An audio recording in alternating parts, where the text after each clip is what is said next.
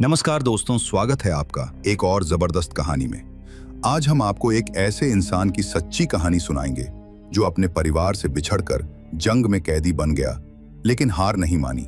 तो चलिए शुरू करते हैं। साल था 1944, अगस्त का महीना। बवेरिया में एक आदमी था, क्लेमेंस। उसे पता चलता है कि उसकी पत्नी कैथरीन प्रेग्नेंट है। यह खबर सुनते ही वो खुशी से झूम उठता है, कैथरीन को गले लगाता है, फिर अपनी प्यारी बेटी से मिलता है। क्लेमेंस अपनी बेटी से बहुत प्यार करता है। जाते जाते वादा करता है कि वो हमेशा खत लिखेगा। फिर वो ट्रेन पर चढ़ता है, कहता है मैं क्रिसमस तक वापस आ जाऊंगा। लेकिन कुछ महीनों बाद किस्मत ने करवट ली। क्लेमेंस को सोवियत यूनियन पर हमला करने के जुर्म में 25 साल की सजा हो जाती है। उसे बाकी कैदियों के साथ जेल भेज दिया जाता है। वहां हालात बेहद बुरे होते हैं, ठंड, भूख और सिपाहियों का जुल्म। हर दिन कई कैदी मर जाते हैं। कई हफ्तों तक बर्फ में चलने के बाद सब साइबेरिया के एक कैंप में पहुंचते हैं। अब क्लेमेंस को लगने लगता है कि शायद वो कभी अपनी फैमिली को नहीं देख पाएगा। दूसरी तरफ उसकी पत्नी कैथरीन रोज पोस्ट ऑफिस जाती है। हर हफ्ते इंतजार करती है कि कहीं उसका कोई खत आया हो। लेकिन महीनों बीत जाते हैं और कुछ नहीं आता। 2 साल बीत जाते हैं। एक दिन खदान में क्लेमेंस देखता है कि उसका दोस्त डैन हॉर्न मलबे में दब गया है। क्लेमेंस दौड़कर उसे बचाने जाता है, लेकिन डैन मर चुका होता है। उसी दिन क्लेमेंस को खदान की मशीन रिपेयर करने का मौका मिलता है। गार्ड्स बातों में लगे होते हैं। क्लेमेंस मौका देखकर भागने की कोशिश करता है। कन्वेयर बेल्ट से पटरी तक पहुंच जाता है, लेकिन तभी एक गार्ड देख लेता है। क्लेमेंस को पकड़ लिया जाता है। उसे पूरी रात गड्ढे में पानी में रखा जाता है। अगले दिन खदान में उसके साथ के कैदी उसे पीटते हैं। तभी डॉक्टर स्टायर आता है। वो क्लेमेंस को अस्पताल ले जाता है। क्लेमेंस डॉक्टर से कहता है मेरे परिवार को खत भेज दो, लेकिन डॉक्टर कहता है वो खत कभी नहीं पहुंचेगा। तब क्लेमेंस कहता है मुझे भागने में मदद करो। डॉक्टर बताता है कि इसके लिए मजबूत जूते, खाना और कंपास चाहिए। डॉक्टर उसकी मदद करने को तैयार हो जाता है। रात को क्लेमेंस डॉक्टर के ऑफिस जाता है। डॉक्टर उसे नक्शा देता है, कहता है सर्दियों तक रुक जाओ जब नदियां जम जाएं। तभी दरवाजे पर खटखटाहट होती है। लेफ्टिनेंट कैंप अंदर आता है। डॉक्टर जल्दी से क्लेमेंस को बाथरूम में छुपा देता है। लेफ्टिनेंट के जाने के बाद डॉक्टर अपना कोट और जूते क्लेमेंस को दे देता है। कहता है अब देर मत करो, आज ही भागो, हो सकता है फिर कभी मौका ना मिले। अलविदा कहने से पहले डॉक्टर एक भरी हुई बंदूक क्लेमेंस को देता है और कहता है इसे सिर्फ जरूरत पड़ने पर ही चलाना। फिर एक डिब्बा देता है जिसमें उसका पुराना पता होता है। कहता है इसे मेरी पत्नी को दे देना और कहना कि स्टायर पिछली सर्दियों में मर गया। क्लेमेंस वादा करता है और अस्पताल से भाग निकलता है। बर्फीले तूफान में पहाड़ी पर पहुंचकर छुपाया हुआ सामान निकाल लेता है। सुबह लेफ्टिनेंट कैंप डॉक्टर के कमरे में आता है और पूछताछ करता है, लेकिन तब तक डॉक्टर अपनी जान ले चुका होता है। उधर क्लेमेंस कई किलोमीटर दूर निकल चुका होता है। तभी उसे कुछ कुत्तों और एक सिपाही के पीछा करने का एहसास होता है। भागते हुए वो अपना बैग छोड़ देता है और दौड़ता है। कुछ देर बाद जब कुत्ते पास आते दिखते हैं तो क्लेमेंस डर जाता है, लेकिन पता चलता है कि वो बस उसका वहम था। शाम को चलते चलते उसे बर्फ में कुछ पैरों के निशान मिलते हैं और समझ आता है कि वो गोल गोल घूम रहा है। तभी आसमान में ऑरोरा बोरियालिस दिखती है। क्लेमेंस हिम्मत जुटाता है और आगे बढ़ता है। कुछ दिन बाद उसका सारा खाना खत्म हो जाता है। वो भगवान से दुआ करता है कि उसे घर पहुंचने में मदद करे।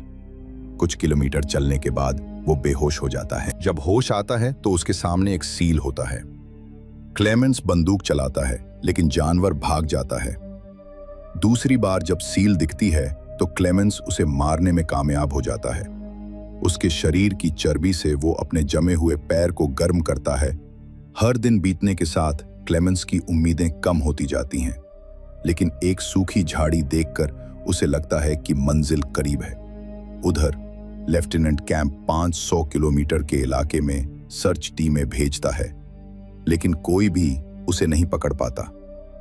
2 महीने बीत जाते हैं। लेफ्टिनेंट सोचने लगता है कि शायद क्लेमेंस बर्फ में मर गया, लेकिन हकीकत ये थी कि वो जिंदा था और अब बर्फीली वीराने में जीना सीख चुका था। एक रात क्लेमेंस की मुलाकात दो आदमियों से होती है जो अपने आप को शिकारी और सोना खोदने वाले बताते हैं। उन्हें लग जाता है कि क्लेमेंस जर्मन है। वो उसे अपने शेल्टर ले जाने का न्योता देते हैं क्योंकि बर्फीला तूफान आने वाला होता है। एक पेड़ उसके ऊपर गिर जाता है और वो बेहोश हो जाता है। तभी सिमियन नाम का शख्स आकर उसकी जान बचाता है। वो अब उनके साथ शेल्टर की तरफ जाने को तैयार हो जाता है। तब वो अनिस्तास से कहता है कि उसे नाव से उसके देश तक पहुंचा दे। नदी में नाव चलाते हुए रास्ते में एक झरना आ जाता है। तीनों नाव को पीछे रोकने की कोशिश करते हैं। इसी बीच सिमियन पानी में गिर जाता है। तेज बहाव में सिर पत्थर से टकराता है और बेहोश हो जाता है। क्लेमेंस कूद कर उसे बचा लेता है, लेकिन अनिस्तास बिना परवाह किए शेल्टर की तरफ निकल जाता है। लेकिन जब दोनों जिंदा लौटते हैं तो अनिस्तास हैरान हो जाता है। गुस्से में सिमियन क्लेमेंस को बंदूक की बट मारकर बेहोश कर देता है। फिर अनिस्तास को गोली मार देता है। जब क्लेमेंस होश में आता है तो अपने साथी की लाश देखता है और सिमियन से पूछता है, तूने उसे क्यों मारा? शिकारी सिमियन बताता है कि अनिस्तास उसका सोना चुराने की कोशिश कर रहा था। इसलिए जब वो पानी में गिरा तो सिमियन ने उसे बचाने की कोशिश नहीं की, क्योंकि अगर वो जिंदा रहता तो एक दिन जरूर धोखा देता। कई महीने बाद जब फिर सर्दी आ जाती है, क्लेमेंस अब भी अपने घर लौटने की कोशिश में लगा होता है। तब कई दिनों तक बर्फ में चलने के बाद सिमियन कहता है कि वो अब नहीं चल सकता। क्लेमेंस उसे समझाने की कोशिश करता है और उसका बैग उठाने का ऑफर देता है, लेकिन सिमियन शक करता है कि वो उसका सोना चुराना चाहता है। गुस्से में आकर सिमियन उस पर हमला कर देता है। दोनों बर्फीली पहाड़ी से लुढ़क जाते हैं। क्लेमेंस बेहोश हो जाता है और तभी भेड़ियों का झुंड आ जाता है। क्लेमेंस जान बचाने के लिए पेड़ पर चढ़ जाता है, लेकिन भेड़िए उसे नीचे गिरा देते हैं। तभी गोलियों की आवाज आती है। दो आदमी, कुल्का और अलियोश्का, उसे बचा लेते हैं। वो लोग क्लेमेंस को अपने कबीले में ले जाते हैं और उसकी हालत ठीक करने के लिए एक हीलिंग रिचुअल करते हैं। अगली सुबह जब क्लेमेंस उठता है तो खुद को अजनबी जगह पाता है। कुल्का आता है और अपने परिवार से मिलवाता है। क्लेमेंस की देखभाल इरेना करती है और धीरे धीरे वो उससे प्यार करने लगती है। उधर लेफ्टिनेंट कैंप अब भी क्लेमेंस को ढूंढ रहा होता है। एक दिन उसे खबर मिलती है कि उसके आदमी ने सिमियन को पकड़ लिया है। कैंप पूछताछ करने सेल में जाता है, लेकिन देखता है कि सिमियन ने अपनी जान दे दी है।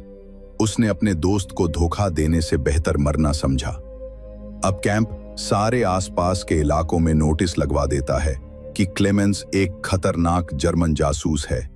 जो भी उसे देखे तुरंत रिपोर्ट करे। उधर कुल्का के घर बेटे का जन्म होता है।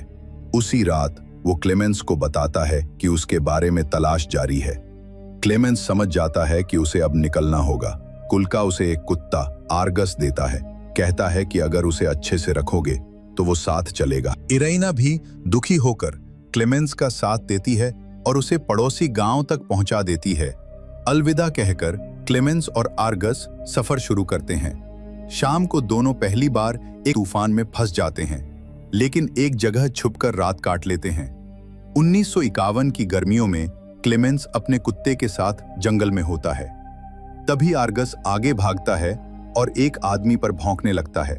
क्लेमेंस जल्दी पहुंचता है और कुत्ते को रोक लेता है, वरना उस आदमी ने गोली चला दी होती। उस आदमी का नाम बालनिक था। वो क्लेमेंस को पकड़कर इंस्पेक्टर के पास ले जाता है। क्लेमेंस अपना झूठा नाम बताता है और कहता है कि वो चीता नाम की जगह जा रहा है। इंस्पेक्टर उसकी बात मान लेता है और खाना खिलाकर उसे जाने देता है। बालनिक बताता है कि उसी दिन एक मालगाड़ी चीता जा रही है। क्लेमेंस और उसका कुत्ता ट्रेन पर चढ़ जाते हैं। इससे कई हफ्तों की पैदल यात्रा बच जाती है, लेकिन जब वो स्टेशन पहुंचते हैं तो वहां 15 सिपाहियों का दस्ता उसका इंतजार कर रहा होता है। क्लेमेंस अपने कुत्ते को उठाकर जंगल की तरफ भागने की कोशिश करता है, लेकिन तभी सामने लेफ्टिनेंट कैंप आ जाता है और क्लेमेंस समझ जाता है कि वो चारों तरफ से घिर चुका है। इसी बीच उसका वफादार कुत्ता आर्गस खतरा देखकर तुरंत हमला कर देता है। कुत्ता उस आदमी पर झपट पड़ता है और उसका कान काट लेता है। ताकि क्लेमेंस भाग सके।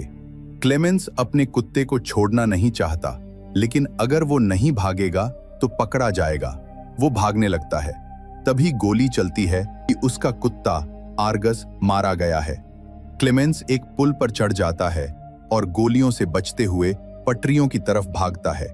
वो एक चलती ट्रेन पर कूद जाता है। भले ही वो बच निकलता है, लेकिन अपने कुत्ते को न बचा पाने का दुख उसे खाए जा रहा होता है। सर्दियों में वो फिर अकेले अपने घर की तरफ सफर जारी रखता है। उधर उसकी बेटी लिसा, जो अब टीनेजर हो चुकी है, आज भी अपने पिता के लौटने का इंतजार कर रही होती है। एक दिन एक ट्रक ड्राइवर रेगिस्तान में अपनी गाड़ी रोककर टायर ठीक करने लगता है। तभी उसे ट्रक के पीछे छिपा एक आदमी दिखता है। ड्राइवर डरकर उसे मारने की कोशिश करता है, लेकिन क्लेमेंस जल्दी रिएक्ट करके बीन्स का डिब्बा मारकर उसे बेहोश कर देता है।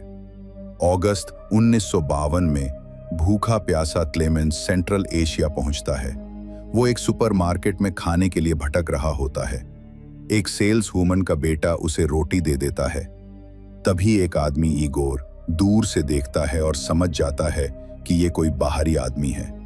क्लेमेंस एक चर्च में जाकर अपने गुनाहों के लिए माफी मांगता है। तभी इगोर आता है और पूछता है कि जर्मन आदमी यहाँ क्या कर रहा है। इगोर उसे अपने घर रुकने का ऑफर देता है। क्लेमेंस पहले डरता है, फिर साथ चल देता है। रास्ते में एक बूढ़ा आदमी क्लेमेंस को देख लेता है और पुलिस को खबर कर देता है। घर पहुंचकर क्लेमेंस को पता चलता है कि इगोर एक पोलिश यहूदी है। क्लेमेंस नहा धोकर दाढ़ी बनाकर आम आदमी जैसा दिखने लगता है। उधर कैंप को जैसे ही क्लेमेंस की लोकेशन मिलती है, वो बिना देर किए उसे पकड़ने निकल पड़ता है। कुछ दिन इगोर क्लेमेंस को अपने घर छुपाकर रखता है और उसके लिए नकली पासपोर्ट का इंतजाम करने लगता है। लेकिन एक दिन जब इगोर घर आता है तो क्लेमेंस भाग चुका होता है। वो उसे चर्च में ढूंढता है। क्लेमेंस डर के मारे भाग गया था। इगोर बताता है कि उसने कभी धोखा देने का सोचा भी नहीं। फिर वो क्लेमेंस को नकली पासपोर्ट देता है ताकि वो अपने देश लौट सके। क्लेमेंस उसका शुक्रिया अदा करता है और निकल जाता है। रात को कैंप इगोर के घर पहुंच जाता है। इगोर को हार्ट अटैक आ जाता है। मरने से पहले वो कहता है कि उसने क्लेमेंस की मदद की जैसे वो किसी भी जरूरतमंद की करता। सफर के दौरान क्लेमेंस का ट्रक एक लैंडस्लाइड की वजह से रुक जाता है। ड्राइवर को दूसरा रास्ता लेना पड़ता है। क्लेमेंस ट्रक से उतरकर पैदल ही बॉर्डर की तरफ निकल जाता है। बॉर्डर पर वो अफसर को मनाता है क्योंकि उसका पासपोर्ट बस कुछ ही दिनों में एक्सपायर होने वाला था। अफसर उसे जाने देता है, लेकिन जैसे ही वो पुल पार करने वाला होता है, सामने उसका सबसे बड़ा दुश्मन कैंप खड़ा होता है। क्लेमेंस चारों तरफ देखकर रास्ता तलाशता है। उसे लगता है कि अब पकड़ा जाएगा। तभी हैरानी से कैंप रास्ता छोड़ देता है, क्योंकि अब क्लेमेंस सोवियत यूनियन की सीमा के बाहर था। उसे अब युद्ध बंदी नहीं माना जा सकता था, इसलिए वो आजादी से जा सकता था। दिसंबर 1952 में क्लेमेंस को ट्रांस फेडरल जेल में ले जाया गया। तभी उसकी किस्मत बदलती है जब उसे एक ऐसा जज मिलता है जो उसकी पहचान करने में मदद करना चाहता है। वो मिस्टर बॉड्रेक्सल को बुलाता है, जो क्लेमेंस के मामा थे। 15 साल बाद मिलने पर बॉड्रेक्सल उसे तुरंत नहीं पहचानते और कुछ सवाल पूछते हैं। फिर वो फैमिली एल्बम से पुरानी तस्वीरें निकालते हैं। क्लेमेंस को कुछ भूली हुई यादें फिर याद आ जाती हैं। वो एक तस्वीर दिखाता है जो उसने अपनी माँ को बर्थडे गिफ्ट में दी थी। तस्वीर के पीछे एक नोट लिखा था। जब बॉड्रेक्सल वो नोट पढ़ते हैं तो उन्हें यकीन हो जाता है कि ये वही उनका भांजा है। फिर दोनों गले लगते हैं। क्लेमेंस को अपने घर ले जाया जाता है। वो खिड़की से देखता है जहां उसकी पत्नी और बेटी लीसा। वो देखता है कि लीसा कितनी बड़ी हो गई है।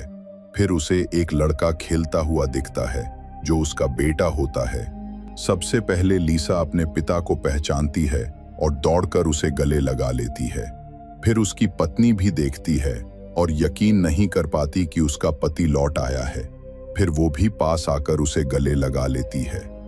क्लेमेंस चैन की सांस लेता है, क्योंकि अब तक की सारी मेहनत और कुर्बानी आखिरकार रंग लाई थी।